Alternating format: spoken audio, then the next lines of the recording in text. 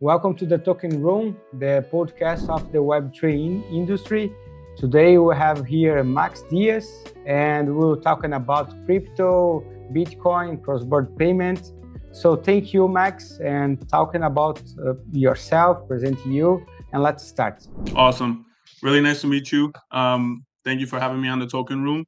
I hope the weather's beautiful. Where are you in Brazil? I am in the best city in Brazil, Florianopolis. There you go. I need to visit your beautiful country. I need to start making ways that way to Rio, Sao Paulo. I'm a big football fan, football. So I need to go out there and watch a game and just fall in love with the culture. Florianopolis is our Silicon Valley. Here is an island also, and the Florianopolis is called by Island Valley of the technology in Brazil. And it is near to São Paulo. It's like California, but the people from Rio don't like that when we're talking about Florianopolis like that. They No, there's always some country rivalry between cities. I definitely get it. Yeah, but Felipe. Felipe is our partner and our CPO. Felipe told you about you for us, and you are a global citizen, right? You work it in a lot of places, and you start with blockchain a few years ago. And tell me, what is your most strong beliefs in crypto? Like you work it in Money Corp with cross-border payments. But nowadays, what you are doing? Yeah, so I previously worked for Money Corp, which is a cross-border payment. I was an FP&A analyst there, but it was a company basically, it's headquartered in the UK, but they were, expanding to North America. And you could just think of it as like your normal Forex currency exchange service for business and commerce, so B2B and B2C. It's interesting because while I was there for about a year and a half. You really understand that side of the business, like cross-border payments. And it's for someone who considers himself very modern and trying to stay ahead of the time, it's interesting that there's still a lot of companies, using this service for currencies, which obviously is never going to go away because there's never going to be one. Well, I shouldn't say never be one universal currency in the world yet, but as long as the U.S. dollar stays the global reserve, and then there's obviously currencies, fiat currencies all over the globe, there's always going to be that service. But for someone who's big on Bitcoin, big on stable coins, and understands this new era of modern finance, it was interesting that I was working there and just seeing that just a lot of people still don't understand blockchain services. So yeah, now currently I work for Fidelity. I am not, and I want to make this on camera and recorded. I am not working for the Fidelity Digital Assets team. I am outside of that business unit. But again, digital assets in the Bitcoin space is something I'm really passionate about. And with that being said, outside of my regular 9 to 5 job, I am the president of a blockchain organization called Rhode Island Blockchain Council. A few of my members and I, like, we helped write policy and help educate our local community as well as local politicians on this space. So again, I'm an avid learner first, listener, and just always pushing this education out as much as I can as this industry continues to evolve. So yeah, this is very nice. And you are an economist, right? And Felipe and I, we are too. As an economist, we try to see the world with new perspectives, right? And you talked about cross-border disruption, right? And what about the cross-border investment side, like real-world assets projects? Did you saw what is the opportunity? What you are looking into the market now, and you trying to help with Rhode Island Blockchain Council, right? yeah, so it's interesting. I personally really love the real world asset tokenization narrative that blockchain services are starting to dabble into this past few, let's call it past 2 years, if you will. Um, I honestly think stable coins are the second best asset in this whole industry. First, Bitcoin, you have to put him for her at the top. And but stable coins is the next asset right behind it, where this has so much real world use case. And I know WRA, XYZ, and DeFi Llama recently said that 21% of all assets on the Ethereum network, I hope I get this quote right, are all real world assets and tokenized, and it's mostly with U.S. Treasuries. So you can see a lot of tokenization happening in the money market sector, in that type of market, and it makes sense because there's been so much profit and yield for companies like Tether, and I know Circle, which is the issuer of USDC. They're actually headquarters in Boston, and they just had their IPO go live last Thursday. So just I say all that just to say that there's so much traction happening. Obviously, a lot of people that understand Wall Street and understand Circle as a fintech company. It to us that understand that wait, Circle is the issuer of USDC. If they're going public and Wall Street approved them, and now investors are flooding in, and they're going to start studying Circle as a company and understanding what USDC is. Stablecoins, just by the share of inertia, will start becoming more traction, and real world assets, right, will start becoming more of the topic on everyone's tongue as the years progress. Because once you start playing with stable coins, you might say, what can I do on chain as well? So you start thinking of other assets. I know the company, I've talked to Felipe a little bit, and he told me a little bit about Rivol and what's going on there. And I think the work you guys do, which I have questions for you guys, is amazing. And Yeah. just to really quickly say, I got my master's in finance, and one interesting project I did for fintech/blockchain back in 2020, I did a quick presentation trying to teach my class about blockchain. And again, coming from Colombia, I basically, did a presentation, told my class, like, look, with blockchain services, you could cut out the middleman. If I get coffee at Starbucks and I love this coffee, and instead of saying, the donation button, oh, give $5 to Starbucks, they're the main supplier. But if I put a little QR code on the coffee bag, that feeds right to the farmer, a monetarily incentive saying, hey, $5 to a farmer out in Colombia makes a hell of a difference for them versus $5 to a big corporation like Starbucks. So I try to explain the fact that blockchain services allow, obviously some can say QR code, Venmo it, cool, but blockchain services, if you have your wallets attached in it, you could, again, remittance, you can send USDC or Bitcoin or just some type of financial monetarily incentive to this farmer. And it's Yeah. kind of similar what you guys are doing at Revo, where you guys are trying to give microfinance credits and trying to, This is a very important thing, and I love to talking about this. Why? Because I want to go deep in the use case of the stable coins and the crypto, also Bitcoin. In your opinion, we have two things nowadays, in my opinion, to look more deep. What is the risk from the personal people who buy Bitcoin nowadays? If the biggest companies in the US and in the world just are buying more and more Bitcoin just to hold. Some people ask me, Thiago, the biggest companies will control the price of the Bitcoin in the future. But probably, I don't know, in your opinion, what is true or not. You are an educator, right? Let's talk about this kind of, because this is a trend now, right? Public companies in Brazil is putting their own money into Bitcoin nowadays. They use the cash flow of the company to buy Bitcoin. Because MicroStrategy started doing this 2 years ago, and the market was crazy, right? In your opinion, this is good or doesn't matter? Great. Thank you for clarifying the question. Yes, this is a great topic to go into. Definitely, like you just mentioned, strategy, MicroStrategy, rebranded to strategy, and Michael Saylor's playbook, they call it. He tokenized, or not tokenized, excuse me. Let me use a different word. He basically made this such a public thing where now companies can put, these assets on their treasury books. And to your point, what you said about how others are saying, oh, a bunch of companies, richer than you and I, richer than the individual, buying up all the Bitcoin that is, available on these exchanges, what's going to happen to the price? I mean, I like to just go back to simple terms and just as an economist, right? Supply and demand.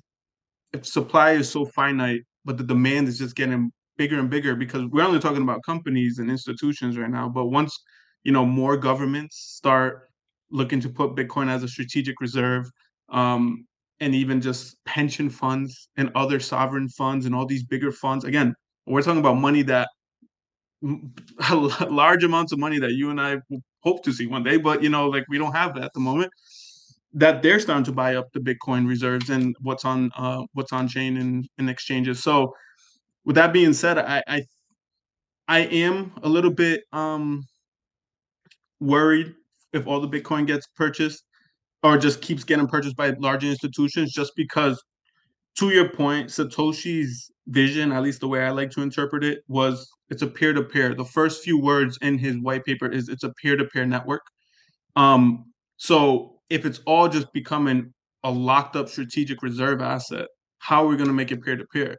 And obviously, this is where that next question is, like, how do you use the strategic reserve to make it peer-to-peer and start making it, liquid to start transaction within, the markets and between, again, peer-to-peer. So those protocols, those platforms, those products that create that bridge are going to be so lucrative in the next few years. Is one thing I say. And then also, I'm someone personally in my own portfolio that I love to, DCA, dollar cost average, into Bitcoin, and I try to engage in the network. Again, that's Satoshi's message. I know Jack Dorsey, the CEO of Block, Cash App, and Square, he basically says all the time, like, Bitcoin, again, the ethos of it was for a peer-to-peer network. And it's great that it's such a scarce and rare asset. And it has, inflation terms that are people understand. And I'm glad that people are buying into it. But it is worrisome that we're just like companies are buying it up. Michael Saylor says that I watched the interview. He's always on TV with different interviews everywhere. But I think he mentioned that Strategy wants to become the first Bitcoin treasury company, and I'm curious to know like what kind of products he's going to create. I think right now his playbook is like buy as much as he can. I mean, he buys thousands of it every week. But once he owns a good amount, which he already owns, I forget the percentage, like 5 to 10%. I don't even know. Don't quote me on this, but he owns a good percentage of all the Bitcoin in circulation. I'm curious what products he creates and what kind of team members and smart people he has in his room to start creating these products. Because to your point, Thiago, like I really want Bitcoin to be peer to peer and used for what it's meant to be. And last thing I'll say with that, there's a quote, Anthony Pompolino, he's a famous crypto enthusiast here in the US. He said a quote once, and I've been living by it by the last year. He said, Bitcoin is the new savings and stablecoins is the new check-ins account. So in your old banking system, if you had check-ins and savings, you could see Bitcoin as savings account and you could use stablecoins as checking. And that's where I think that link between Bitcoin as a strategic store of value, stablecoins as your liquidity payments, and being on the network. You could even use Lightning Network for Bitcoin. I'm not even going to go down that hole.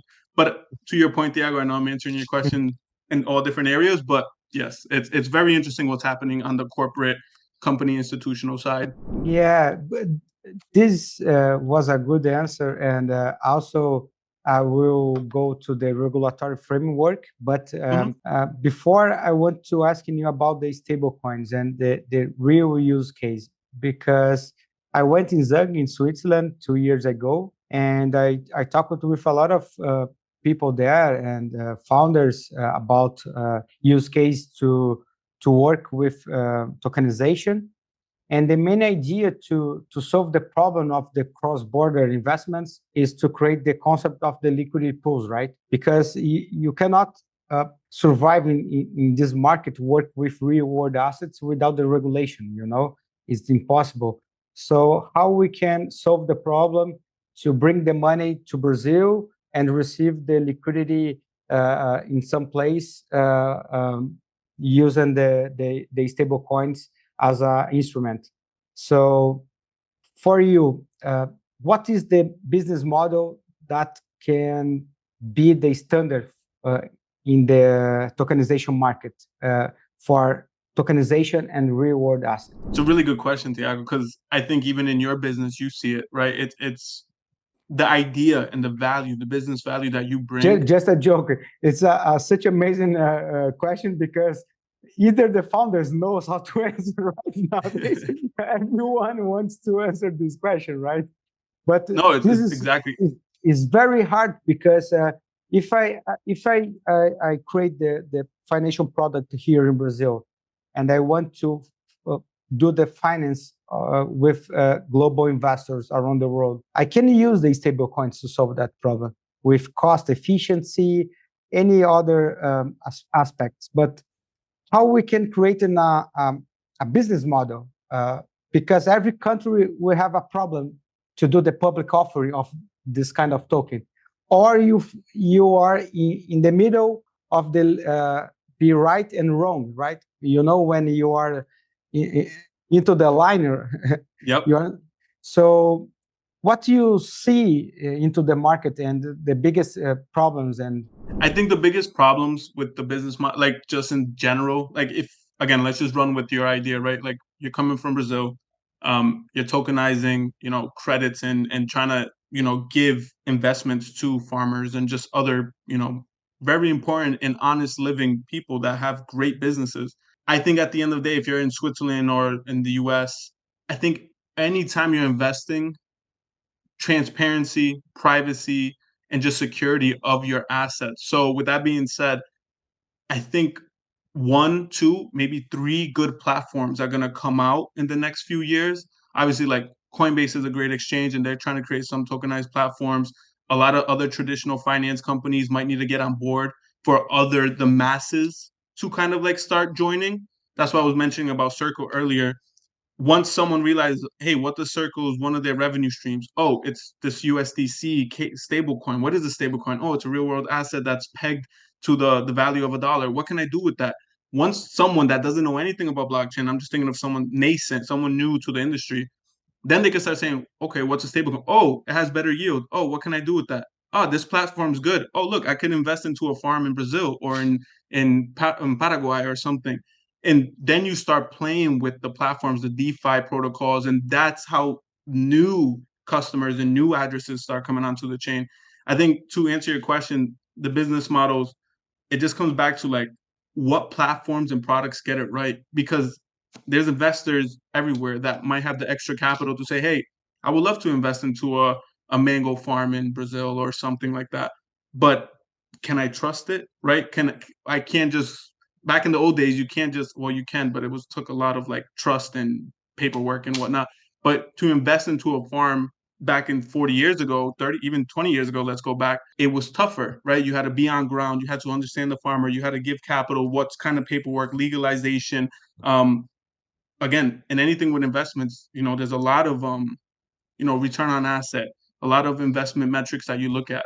So to your point, the business model is so synergetically close to what the platform and product that has all these features and all these guardrails, right? I think that's what's going to make something like your business and any other business that are doing great work like this thrive. It comes down to that. Yeah, basically it's very near to the traditional finance, right? Good collateral, good environment to recover default and risk system analysis about the asset.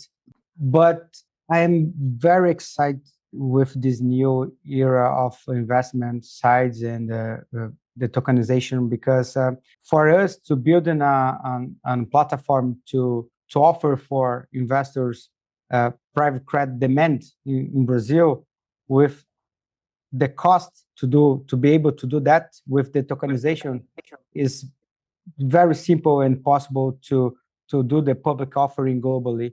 And we are not an exchange, we are not a bank, and we are not an asset manager, right? But we bring all those traditional systems into the product, right? Risk system analysis, collateral, returns, and we're trying to bring, as you said, regulatory framework as well. But the next thing that I want to talk about is regulatory framework. You work in the US, and we know US, when they decide to lead some area, they will lead, right? So basically, in the last 5 years, Europe tried to be the lead of blockchain environment and crypto. Zug tried also. They called Zug as a crypto valley, you know. But being honest, nowadays we can see public companies in the US working into this space. What is the trigger, or we are living in this trigger now to see more adoption in crypto space in the world? Yeah, I was gonna. So really quick before we go to this question, I didn't want to disrupt you, but going back to the tokenization and like offering those products, I'm ready. Who's someone that's been in the space for the past I've been in the space for the past 7 to 8 years. I don't want to buy no more ICOs and all these other projects and meme coins. Like, I'm ready to put my money to a farm. So these tokenized, like, I'm ready to put it in a farm or like land out in like, FDI, foreign direct investment. I'm ready to use tokenized, and this is the services that gets me excited. You said it too, right? It's this new era is exciting. It's the same here with me, Thiago. It's very cool that now at my tender age of I'm about to turn 30 later this year. Like, it's so cool that I can tell my mother, hey, I'm about to invest in a farm in Brazil. How are you doing that? Well, don't worry about it. Blockchain services handle that. And like tokenization, that's cool. Rather than I'm done with the meme, like obviously there's some alpha and profit to making these meme coin stuff. But other than that, I'm not soliciting any advice. But what I'm saying is I'm ready for more tokenized assets on chain because I get excited about it. That's the first thing. Going on to your next question, I just want to make sure I get that off. Going on to the next question, the regulatory framework in the U.S. Yeah, there's a lot of companies that are starting to, they're just waiting. Um, you know, at the Rhode Island Blockchain Council, we have some members that are very close, just paying attention to what's happening nationally. With Trump's administration, he's been in office for about 6 months. I don't agree with all the policies he has going on right now, but when it comes to digital assets and business as the moment, I agree with him putting a task force together with like smart people like Sachs and, Senator Loomis. These are people that are very proactive in the space and trying to understand how do we create a stable coin framework? How do we make a Bitcoin framework? Are we going to make Bitcoin a strategic reserve asset for the country and to make it budget neutral? And it's things like that I'm getting really excited about, and people should be paying attention to. I say should be just because I'm someone that believes, follow the smart money, follow what the smart, educated people that are doing. They're the ones that are pushing this world, one way or another. So just try to follow and find what you understand and try to self-educate yourself. With that being said, the framework, hey, I'll give you a few things that are like we're challenging and struggling with, especially in Rhode Island. Rhode Island, for everyone's context, is the smallest state in the U.S. And we've been struggling a little bit in terms of commerce and business. We're not the best ranked in the country. But with that being said, I see that as an opportunity to help educate my local politicians. And that's what we've been doing the past 2 years. My organization's been around for the past operating legally for the past 2 years. And we've been hosting lunch and learns and hosting events and trying to connect our local politicians. Rhode Island is small enough where we can have lunch and get coffee with some of these local politicians and kind of orange pill them, if you will. Not only with Bitcoin, but just in terms of like digital assets, public blockchain. How can we put, public services on blockchain? How can we think of stable coins in a restaurant, mom and pop shop, small businesses, the tax implications. And the biggest struggle we have, sorry to cut you off, is education, especially with the local politicians, is educating them. And there's so many topics in this industry, and I would never say I'm a master at this industry because it evolves every day. I don't have the greatest technical acumen. I'm not a coder or a developer, but I understand the business aspect, the business service, and the value that it offers to many facets of society. So with that being said, it's education. And then also, unfortunately, in this country, and I just want to say this, it's political. It gets political. Where I'm in a blue state, democratic state. left state, and because Trump is red and right wing, because he pushes this space, the digital asset space, people sometimes associate digital assets with being a Republican red topic, if you will. But again, education, it teaches you that this technology is sound and that it's bipartisan, meaning it doesn't choose a side. It shouldn't be red or blue. It's a purple technology, if you will. It does not. So that's another challenge. I've been trying to educate the politicians that it's not just those people that care about it. It's something that we all should care about because it's modernizing and revolutionizing finance, which we all dabble into finance every day. So yeah, I totally agree. But you said something I think very important: how to create the adoption for the normal people into the stores, into the groceries, the restaurants, and this, in my opinion, create a discussion about blockchain is infrastructure, a new infrastructure for finance, but decentralized finance makes sense for the state, for the politicians, for the government. And as an economist, as you know, past 10, 12, 20 years, what happens in any country with the taxes? Yeah. Growing, the people are struggling.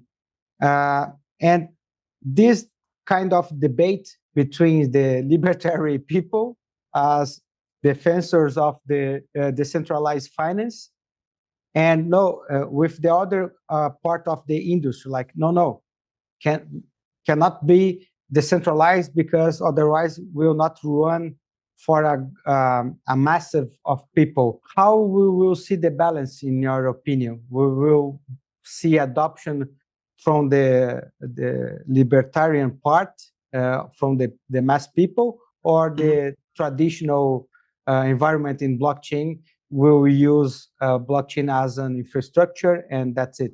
It's a very great question. I think this is my hope. And I'm not forecasting anything, but my hope is that, again, I go back to the technology is sound. And obviously we've had some bad actors, right, in the past with like FTX, and like people to this day think Bitcoin is FTX. And it's like, no, FTX is an exchange. The guy who ran it scammed people, and Bitcoin is its own, decentralized asset network, everything, right? It's the holy grail in that sense. But it's not an exchange, and it's two different things. And I bring this up just to say that I hope libertarians and both sides, let's be honest, both sides come together to use the blockchain services to its benefit. Because at the end of the day, it's just software that's advanced software. That's all it is. It's advanced software. How do we integrate that software into our society in many facets, right? You brought about markets and like peer to peer, and how do we get small businesses to start using it? I know in El Salvador, they've been, piloting a lot of these thoughts and these questions that we have. We can just go ask someone in El Salvador, like who's, running business and commerce. How have people been using this? It's been about 3-4 years that, Bukele passed this as legal tender. And I went to Switzerland about 2 years ago, same as you, to Lugano, and I met some El Salvadorian, counterparts over there and the colleagues, and they told me that, hey, there's a lot of people learning, kids in high school and middle school, learning how to like open a Bitcoin wallet and how to store it. And they understand the fluctuation of price discovery. They understand that, they're sending 0.00001 Satoshi of something for food on the streets. So it's really interesting, right? And what's happening in El Salvador, I just want to say, is a pilot of what can happen around the world. And Thiago, one thing I say, because I'm very close to my Latin roots, obviously the Western world, or let's call it the Northern Hemisphere, Europe, China, and all these developed countries, the US, they see it from a different lens. But Brazil, Colombia, Thailand, Philippines, places in Africa, they see Bitcoin as an inclusive and equitable technology. It allows them to be part of a network. And, there's a famous quote, keep the unbanked unbanked, because they don't need to be banked. They never even access a bank. This is new to them. Like people in Kenya and other countries in Africa, like I was speaking to some friends in Switzerland, they mentioned to me that this person never owned a bank account before.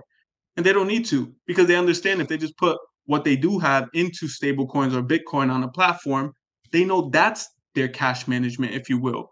And it's cool. Like in my opinion, it's just awesome. I think It's it's cool. it's very nice, and I am very excited.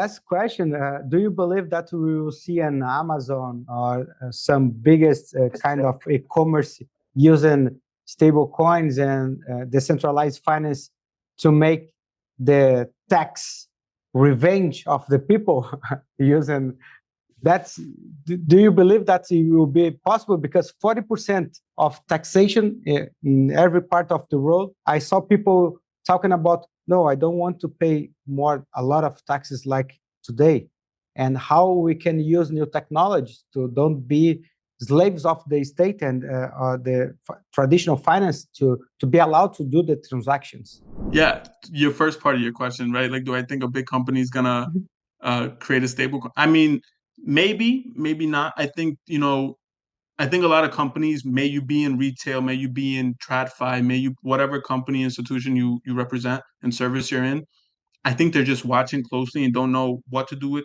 like a lot of these projects. They just know Bitcoin is growing, so like, hey, let me just throw that on my treasury assets. I mean, if they do their due diligence and research, but I think companies like PayPal has stable coins, right? And they've started to push that a little bit. How do they integrate and start? What kind of business partnerships are they creating with the Amazon, maybe? Or with Apple or one of those, like maybe an Apple. You brought up a good company. You brought up Amazon. I could think of Apple. Apple is primed and ready to start opening, and they already have making their consumers into bank consumers, right? Apple Yeah. Pay is a thing, and if they were to start putting Apple stablecoin, again, all the Apple users, like if you have, I don't know if you have an Imagine, iPhone. yeah. If you have an Imagine. iPhone, Oh, if you have, yeah. I think you do have an iPhone because I can see your Yeah. AirPod Yeah. Max. If I just met you, Tiago, and if I need to send you 20 Brazilian reals, right? If I could just iMessage you Brazilian reals through stable coins, this is the, That's this is it. the type of this is the type of inclusive and equitable like future I see. Again, as a business economist and like me just trying to understand how do we have fairness in finance, because Yeah. that's what I care about the most is, there's so many, the rich get richer, the poor stay poor. And again, coming from the Latin roots, I want I want to make sure that, there's that type of chance for everyone. Let me present you millionaire. This one have his own wallet. Yeah. Oh So wow. I like your haircut. yeah, nice, nice. So Max, thank you for the chat. You are a nice person. Was a pleasure to talking about the market and how the people can be near you and find you into the social medias. And will be more conversations, I think. It was a good chat. Thank you, my friend. No, muito obrigado, Tiago, Rivo, and Token Room. I'm so pleased with this opportunity to share my thoughts and be in this discussion. If anybody wants to reach out to me, please feel free to. I will definitely send you my Instagram handles. It's Maxx Damian, and my Rhode Island Blockchain Council is our Rhode Island Blockchain, RI Blockchain. On Instagram, I'll send those so you can have them in the where you post it, as well as my LinkedIn. Please connect with me. I'm happy to have these discussions. I'm happy to join any forums and groups, as I'm always just trying to learn myself. So there's so much to grasp and absorb in this space. So please stay connected. And Tiago, yeah, let's please do this again. And I wish you so much luck. I talk to Felipe all the time. I love what you guys are doing, and can't wait to be a part of it and invest in myself. So yeah, we will launch soon, my friend. 9 to 12% in fixed income, good product. Let's talking about this when we will do the public offering. But thank you very much, and thank you guys. Next week, next talking about crypto, also good people with us. And Max, thank you, my friend. Bye bye. thank you so much. I wish Brazil so much luck in this space. Yeah, let's do it. Bye bye. Thank you.